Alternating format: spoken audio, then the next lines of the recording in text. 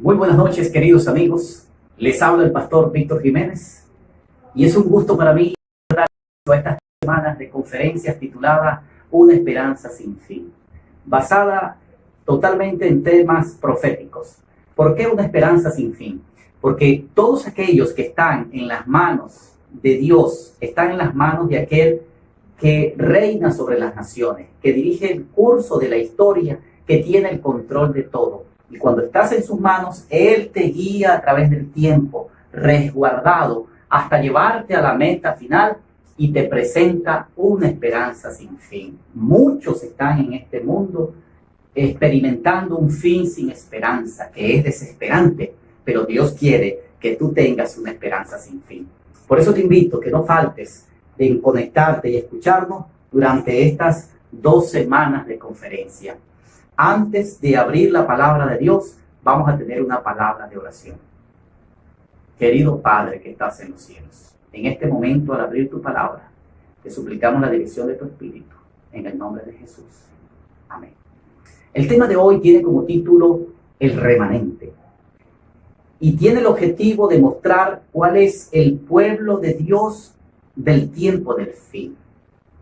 La palabra remanente hace referencia a esa pequeña porción que pertenece a un todo, pero que es lo único que queda de ella. La palabra significa el resto de o lo que queda de, es decir, el resto o lo que queda de una porción mayor.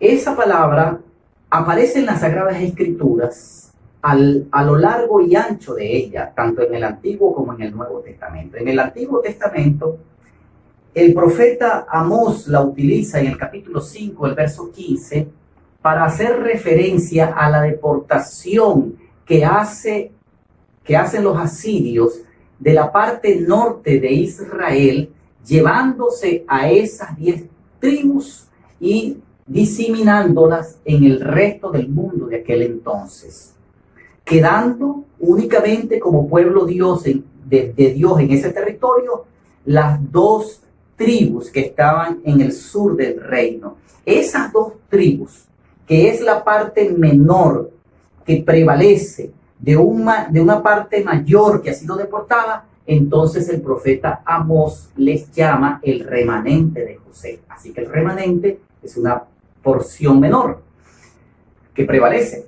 El otro ejemplo aparece en el libro de Esdras, el capítulo 9, verso 15, y en este caso es utilizada para hacer referencia a aquellos que regresan del cautiverio de babilónico y van de regreso a Jerusalén para restituir o levantar el templo, construir las murallas y levantar la ciudad. Ese grupo reducido que regresa de Babilonia, entonces Esdras le llama el remanente. Este término también es utilizado para hacer referencia a aquel grupo menor que pertenece a un grupo mayor, pero que es el único que prevalece o que queda como fiel al pacto divino. Este es el caso del libro de Sofonías, el capítulo 3, el verso 13, donde dice: el remanente de Israel no cometerá iniquidad, ni dirá mentira, ni en su boca se hallará lengua engañosa. Serán apacentados y reposarán, y no habrá quien lo atemorice. Así que el remanente en Sofonías hace referencia a ese pueblo especial, particular, leal al pacto divino, que permanece en pie en medio de una posible apostasía.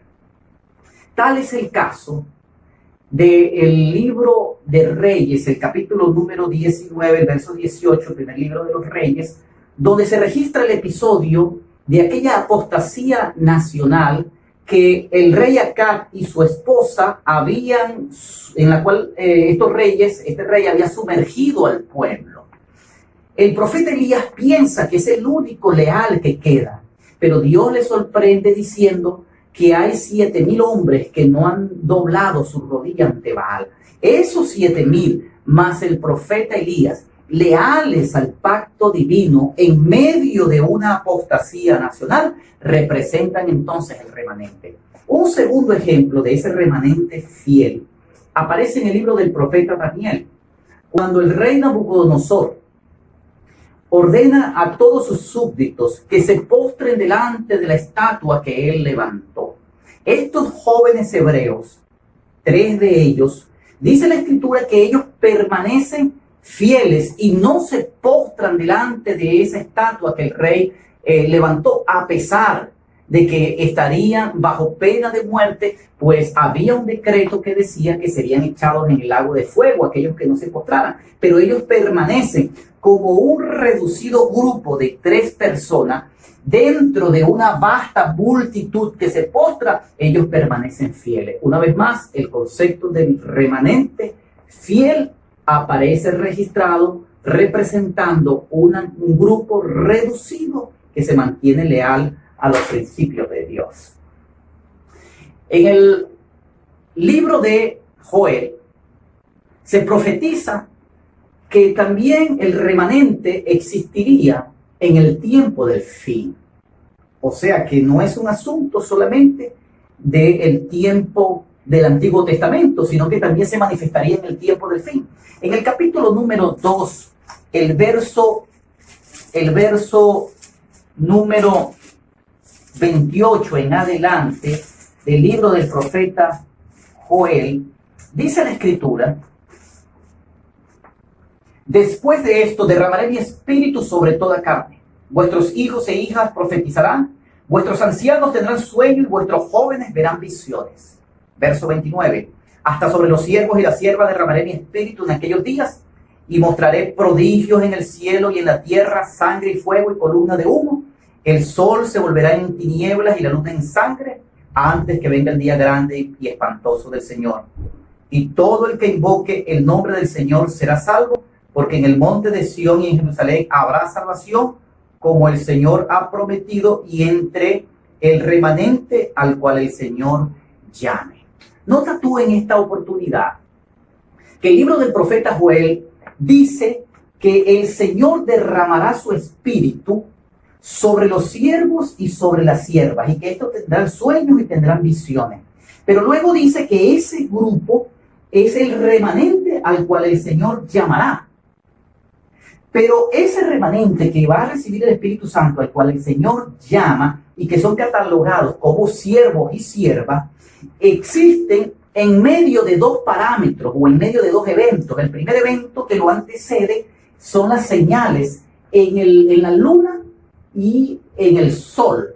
El uno se vuelve en tiniebla y el otro se vuelve en sangre. Y el otro evento en el cual queda el remanente es el día de Jehová. Es decir, que luego que se manifiestan esas señales en los astros, aparecen esos siervos sobre los cuales se derrama el Espíritu Santo, que son llamados el remanente y que estarán en pie antes del día de Jehová.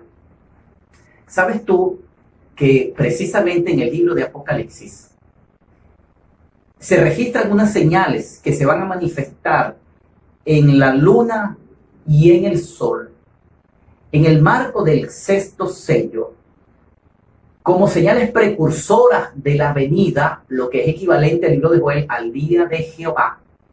Y antes que venga el día de Jehová, y en el intervalo, con el cumplimiento de esas señales precursoras, en Apocalipsis también se levanta un pequeño pueblo muy especial.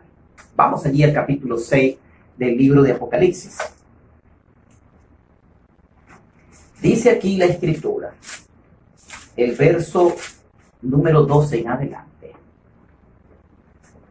Miré cuando él abrió el 6º sello. Se produjo un gran terremoto. Ese terremoto, el terremoto de Lisboa, que se produjo el 1 de noviembre de 1755. El sol se ennegreció como un saco de silicio y la luna se volvió toda como sangre. Eso es conocido en la historia como el día oscuro, que ocurrió el 19 de mayo de 1780. Luego dice, y las estrellas del cielo cayeron sobre la tierra. Eso ocurrió el 15 de noviembre de 1833. Esas 3 señales precursoras ya ocurrieron.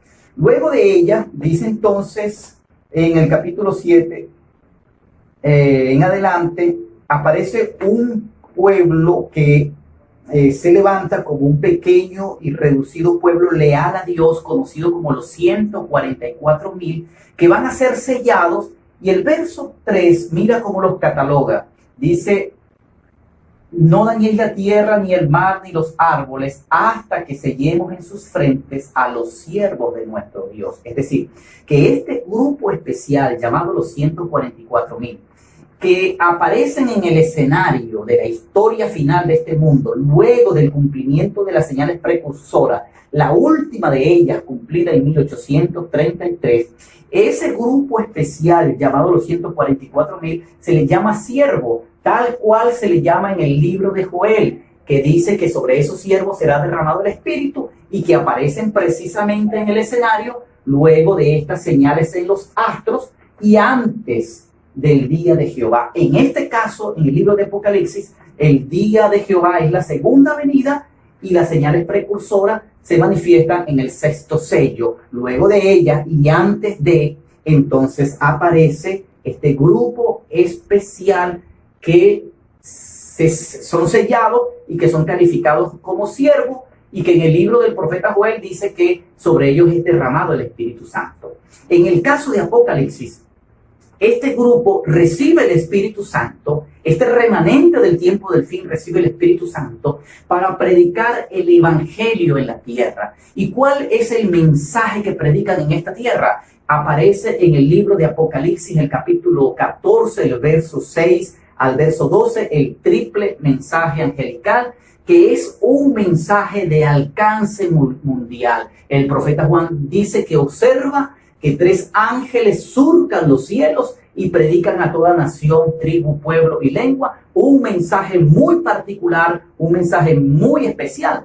¿Y por qué el alcance será mundial? Porque Apocalipsis 18, que hace referencia a este mensaje de Apocalipsis 14, dice que el profeta Juan observó que un ángel descendió del cielo con gran poder e iluminó la tierra con su gloria. Ese ángel de Apocalipsis 18:1 hace referencia a una predicación del Evangelio en esta tierra como nunca antes ha sido. ¿Por qué dijo que hace referencia a la predicación del Evangelio? Porque Jesucristo dijo: vosotros sois la luz del mundo, haciendo referencia a la predicación del Evangelio. Y este ángel ilumina la tierra con su gloria, y recuerda que a los ángeles, seres celestiales, no les fue delegado la tarea de predicar el Evangelio. Eso se le dio al hombre. Así que ese ángel que desciende del cielo con gran poder e ilumina la tierra con su gloria, representa aquel momento cuando los siervos de Dios, los 144,000, ese pueblo especial, ese remanente de Dios, en la fase final de este mundo, luego de las señales precursoras, que la última fue en 1833, se levantan y aparecen en el panorama y en la historia de este mundo para dar ese mensaje especial de Apocalipsis 14. Lo darán con poder. Lo darán bajo la lluvia tardía, lo darán bajo la influencia del Espíritu Santo, que está ilustrado aquí en Apocalipsis 18, y que el libro Joel dice directamente que son los siervos que van a recibir el Espíritu Santo antes del día de Jehová. Este es el mismo pueblo que en el tiempo del fin, en Apocalipsis 13, los poderes de este mundo se van a alinear, los poderes religiosos, apóstatas, con los reyes de este mundo, se van a alinear y aparecen bajo la figura de la bestia que sube del mar, la bestia que sube de la tierra, que unifican poderes y forman una imagen de la bestia y tratan de imponer una marca sobre los habitantes de esta tierra, y quien no reciba esa marca se le va a hacer un boicot económico y se va a emitir un decreto de muerte sobre ellos para obligarlos a romper el pacto de adoración con el Dios verdadero y tributarle la adoración al mismo Satanás representado en esos poderes. Este pueblo especial llamado el remanente, que son los mismos sellados, que van a recibir el Espíritu Santo, que van a dar un mensaje especial, no se van a doblegar como no lo hizo los 3 jóvenes hebreos y como no lo hizo el profeta Elías en el momento de apostasía. Ellos se mantendrán leales a pesar de la más terrible oposición. El libro de Apocalipsis, el capítulo 12, da unas características muy especiales de ese pueblo remanente del tiempo del fin al cual hace referencia el libro del profeta Joel. Dice el verso 17 del capítulo 12: entonces el dragón se airó contra la mujer y fue a combatir al resto de sus hijos, los que guardan los mandamientos de Dios y tienen el testimonio de Jesús. Dice entonces acá la escritura que ese remanente aparece con el término el resto de sus hijos. Recuerda que el remanente hace referencia a lo que queda, al residuo, y aquí dice que el dragón hace guerra y va a combatir al resto de los hijos de la mujer. La mujer representa a la iglesia, pero dice que en este caso va a combatir al resto, a lo que queda, el residuo, el remanente. Y esto tiene una característica especial. Dice que ese residuo son los que guardan los mandamientos de Dios y tienen el testimonio de Jesús. ¿Cuáles son los mandamientos de Dios? Son los mandamientos que aparecen allá en Éxodo 20. Dice el Éxodo 20 que el Señor habló estas cosas y proclamó los 10 mandamientos. Apocalipsis 12:17 dice que ellos guardan los mandamientos, es decir, ellos no lo discuten, ellos no adaptan los mandamientos, ellos no evalúan a ver si son verdaderos o no son verdaderos. Sencillamente su labor es guardar los mandamientos. En segundo lugar, su otra característica, dice el texto bíblico, que tienen el testimonio de Jesús. Hace connotación a 2 cosas. El testimonio de Jesús. En primer lugar, el Señor dijo, escudriñad las escrituras, porque en ellos parece que tenéis la vida eterna y ellas son las que dan testimonio de mí. El testimonio de Jesús. La escritura da testimonio de Jesús. Quiere decir entonces que el remanente tiene un apego profundo a la escritura. Para ellos, la escritura es válida tanto el Antiguo Testamento como el Nuevo Testamento, porque toda la escritura es inspirada por Dios. Ella, aquí no está representado el grupo religioso que dice que la Biblia es válida solo el Nuevo Testamento, y no está representado aquellos religiosos que dicen que hay porciones de la Biblia que no son válidas, porque el testimonio de Jesús es la escritura y el remanente está identificado con ella, la acepta como la regla única y absoluta de fe. Pero también el testimonio de Jesús en Apocalipsis 19:10 dice que es el espíritu de profecía. Es decir, que este pueblo conoce de la Biblia, conoce de la profecía, conoce el tiempo que está viviendo y predica en su mensaje los eventos finales. Y además tiene dentro de sí el don profético. Por último, ¿en qué momento es exacto de la historia se levanta este remanente escatológico, este remanente del tiempo del fin, este pueblo fiel del tiempo del fin? Apocalipsis 12:17 o todo el capítulo 12 dice que se levanta luego de los 1260 años de persecución que el dragón le hizo a la mujer. Esos 1260 años terminaron en 1798, así que luego de 1798, un tiempo después, se levantaría este remanente escatológico con estas características particulares y con esta misión especial. ¿Exactamente en qué fecha? Exactamente en 1844. ¿Cómo deducimos que exactamente en 1844? Porque en el contenido de su mensaje evangelístico del tiempo del fin, que aparece en Apocalipsis 14, del 6 al 12, dice que ellos anuncian al mundo que el juicio ha llegado. Y en el libro de Daniel, el juicio es equivalente a la purificación del santuario. ¿Y cuándo es purificado el santuario? Daniel 8:14 dice que al cabo de 2300 tardes y mañanas, que representan 2300 años que se cumplieron el 22 de octubre de 1844, cuando Jesús pasó del lugar santo al lugar santísimo, allí comenzó el juicio. Bueno, dice Apocalipsis 14, que ese pueblo remanente que predica ese mensaje anuncia que la hora del juicio ha llegado. Es decir, que Él está en la escena de la historia de este mundo, Él aparece en la escena de la historia de este mundo, precisamente a partir del momento cuando comienza el juicio. ¿Y cuándo comienza el juicio? 1844. En Daniel 12 dice que es luego de los 1260 días que terminaron en 1798. Daniel 8:14 dice exactamente la fecha, 1844. Así que Dios te llama a pertenecer al pueblo fiel que Él ha designado para este tiempo final. Él lo señala con su dedo a través de la Escritura. No es una pretensión que se hace, sino que es el dedo de Dios señalando en el tiempo cuál es su pueblo. Y hoy te llama para que formes parte de Él y puedas recibir esa esperanza sin fin que aguarda a este pueblo remanente de Dios del tiempo del fin. Que Dios te bendiga.